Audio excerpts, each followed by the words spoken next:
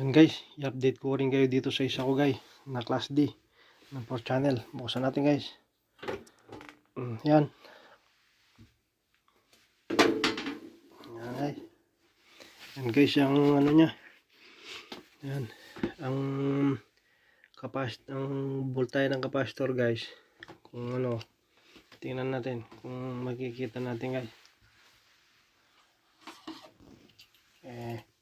Hindi pa masyadong manual, pero siya, yan yung ano.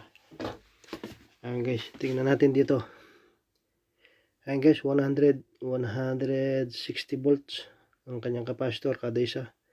Yan, 160 volt. Ito naman guys, nasa 200. Yan o, 200 volts ang bawat isa. 200 volts naman yan. Ito 160